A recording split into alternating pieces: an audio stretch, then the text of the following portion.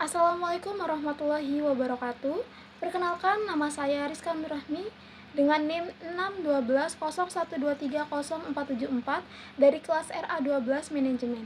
Jadi, saya akan membuat video mengenai materi rekrutmen dan seleksi dalam mata kuliah Manajemen Sumber Daya Manusia dengan dosen pengampu Bapak Asep Rafiuddin SEMM. Pengertian rekrutmen. Rekrutmen adalah kegiatan untuk menarik sejumlah pelamar agar tertarik dan melamar ke perusahaan sesuai dengan kualifikasi yang diinginkan. Semua perusahaan dalam industri apapun bisa mendapatkan keuntungan dari kontingensi atau mempertahankan perekrut profesional atau proses alih daya untuk agen perekrutan. Nah, teman-teman, pengertian rekrutmen menurut para ahli itu, yang pertama ada Du Bois tahun 2004. Rekrutmen adalah proses untuk menarik sebanyak mungkin kualifikasi pelamar untuk lowongan yang ada dan bukan diantisipasi. Ini merupakan pencarian bakat, pengajaran kelompok terbaik pelamar untuk posisi yang tersedia. Lalu yang kedua, menurut Jackson Schuler Warner tahun 2010. Perekrut atau rekrutmen adalah mencari dan mendapatkan pelamar berkualitas bagi perusahaan untuk mengisi jabatan yang kosong. Yang ketiga, menurut Meldona tahun 2009, rekrutmen dapat didefinisikan sebagai sebuah proses mencari dan menarik pembujuk untuk melamar pelamar yang memenuhi syarat untuk mengisi jabatan atau posisi tertentu yang lowong yang telah diidentifikasi dalam perencanaan sumber daya manusia. Tujuan rekrutmen. Tujuan rekrutmen adalah kegiatan melakukan rekrutmen yang selalu dikaitkan dengan apa yang sudah dibuat pihak perencana tenaga kerja. Dalam praktiknya, pelaksanaan rekrutmen memiliki beberapa tujuan yang ingin dicapai, yaitu yang pertama, memperoleh sumber tenaga kerja yang potensial. Lalu yang kedua, memperoleh sejumlah pelamar yang memenuhi kualifikasi. Yang ketiga, menentukan kriteria minimal untuk calon pelamar. Yang keempat, yaitu untuk kebutuhan seleksi. Intinya adalah bahwa tujuan dari rekrutmen digunakan untuk memperoleh dan menyediakan sejumlah tenaga kerja yang memenuhi kualifikasi yang dipersyaratkan untuk kebutuhan seleksi.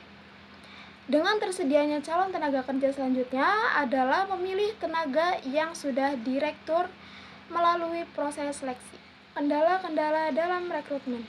Yang pertama yaitu ada kendala internal dalam organisasi. Yang pertama yaitu kebijakan perusahaan. Misalnya nih, perusahaan hanya merekrut dari internal sehingga pilihan calon karyawannya terbatas.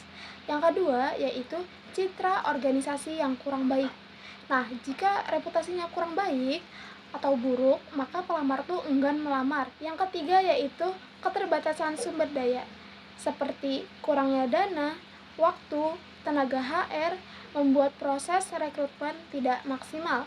Lalu yang kedua yaitu ada kendala dari eksternal, yaitu dari lingkungan luar. Yang pertama, persaingan ketat antar perusahaan.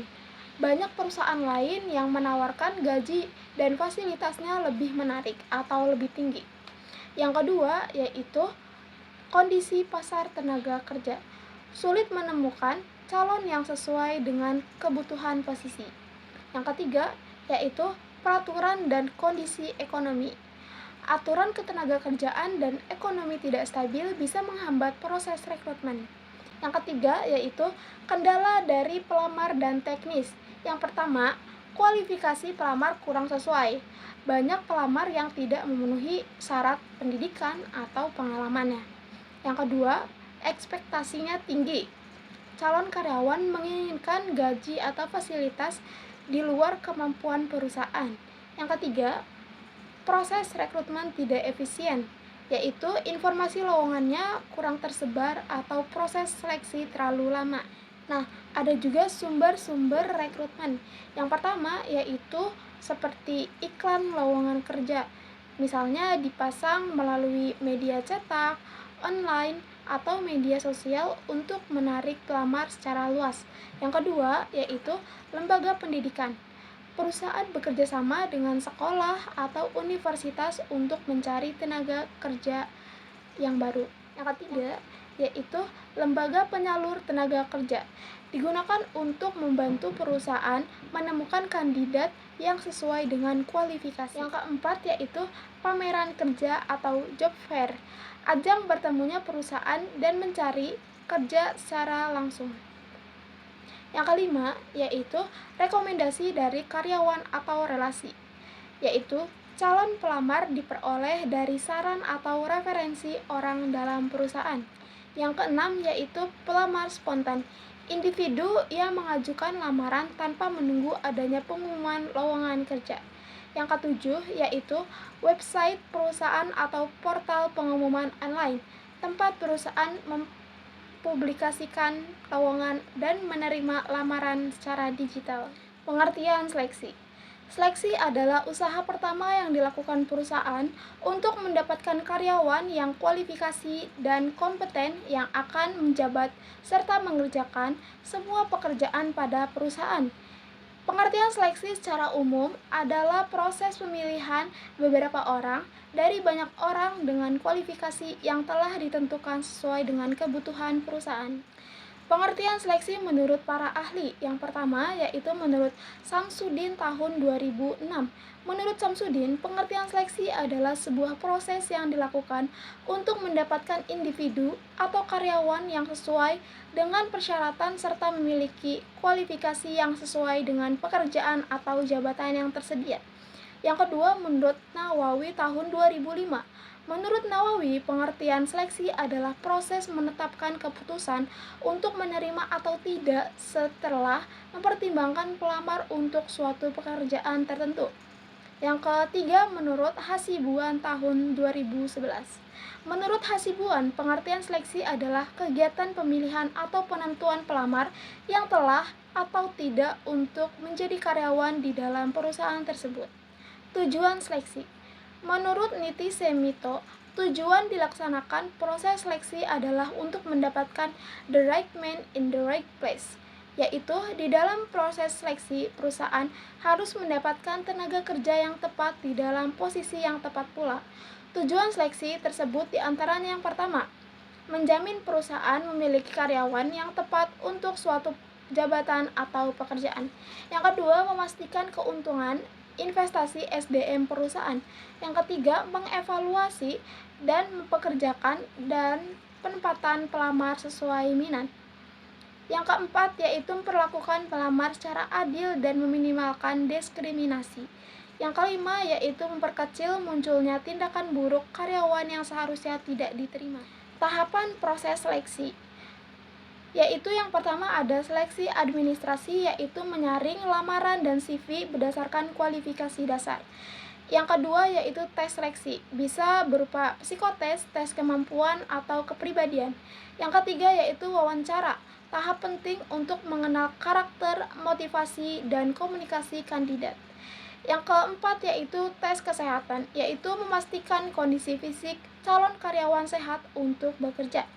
Lalu ada pemeriksaan latar belakang, yaitu mengecek keaslian data dan rekam jejak kerjanya. Yang terakhir yaitu keputusan penerimaan. Kandidat terbaik mendapat penawaran kerja secara resmi. Metode seleksi. Yang pertama yaitu tes tertulis, seperti menguji kemampuan akademik, bahasa, atau logika. Yang kedua, tes psikologis, yaitu menilai kecerdasan, kepribadian, dan emosi. Yang ketiga yaitu wawancara, mengukur komunikasi, etika, dan kesiapan kerja. Yang keempat yaitu ada tes keterampilan, yaitu praktik langsung sesuai posisi, misalnya mengetik, desain, atau presentasi. Yang terakhir yaitu ada assessment center, yaitu simulasi kerja yang menilai kemampuan dalam situasi nyata. Nah, teman-teman, dari materi tersebut dapat disimpulkan yaitu rekrutmen dan seleksi merupakan dua tahap penting dalam manajemen sumber daya manusia yang saling berkaitan. Rekrutmen berfungsi untuk menarik sebanyak mungkin calon tenaga kerja yang potensial agar perusahaan memiliki banyak pilihan. Sementara, seleksi bertujuan untuk menyaring dan memilih kandidat terbaik yang paling sesuai dengan kebutuhan jabatan atau nilai organisasi. Proses rekrutmen yang baik akan menentukan keberhasilan seleksi Karena semakin baik calon yang direkrut, semakin mudah juga menemukan karyawan yang tepat. Dengan rekrutmen dan seleksi yang efektif, perusahaan dapat memperoleh SDM berkualitas, kompeten, dan berkomitmen tinggi, yang pada akhirnya akan meningkatkan kinerja dan daya saing organisasi. Baik, segitu saja pemaparan dari saya. Terima kasih. Wassalamualaikum warahmatullahi wabarakatuh.